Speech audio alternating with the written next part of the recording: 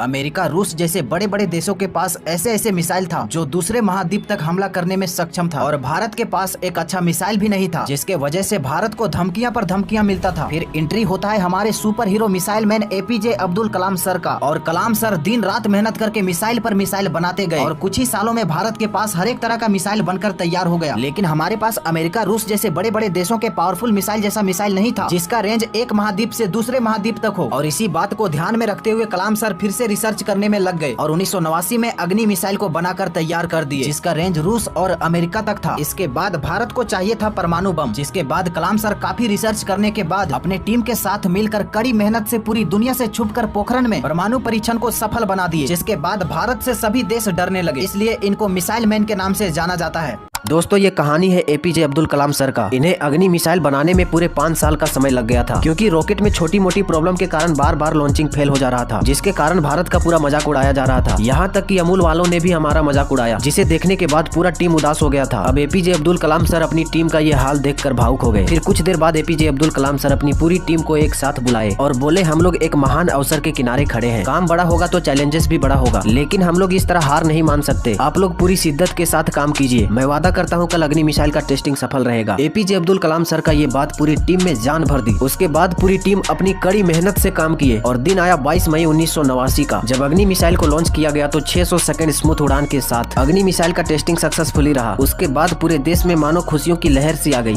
इसरो के प्रोफेसर सतीश धवन के महानता सुनकर आपको भारत पर गर्व होने लगेगा। दोस्तों, एपीजे अब्दुल कलाम सर अपनी 10 साल के मेहनत के बाद SLV-3 लॉन्च व्हीकल को बनाकर तैयार किए, लेकिन जब SLV-3 को लॉन्च किया गया तो लॉन्चिंग फेल हो गया था। अब सभी मीडिया वाले कलाम सर से बोलने लगे कि क्यों पैसा बर्बाद कर रहे हो जब रॉकेट के बारे में जानकारी नहीं है। तो उसके बाद प्रोफेसर सतीश धवन माइक पकड़कर बोले, ये लोग बहुत मेहनत किए लेकिन सफल नहीं हो पाए, लेकिन आप टेंशन मत लो, अगला साल SLV-3 लॉन्च व्हीकल सक्सेसफुली रहेगा, ये मेरा वादा है। और जब अगला साल SLV-3 को लॉन्च किया गया तो लॉन्चिंग सक्सेसफुली रहा। और जब फिर से मीडिया आई तो इस बार सतीश धवन कलाम सर को माइक पकड़ाकर बोले, लो जवाब दो। दोस्तों, जब लॉन्चिंग फेल हुआ था तो सतीश धवन इसका जिम्मेवारी खुद पर ले लिए थे, लेकिन जब SLV-3 का लॉन्चिंग सक्सेसफुली रहा तो सतीश धवन पूरा का पूरा क्रेडिट अपनी टीम को दे दिए, जिसे देखने के बाद हर हिंदुस्तानी के आंखों में आंसू आ गया था। कलाम सर अक्सर कहा करते थे कि सपने वो नहीं जो नींद में आते हैं, बल्कि सपने वो है जो नींद नहीं आने देता, और इंतजार करने वाले को उतना ही मिलता है जितना कोशिश करने वाले पीछे छोड़ देते हैं।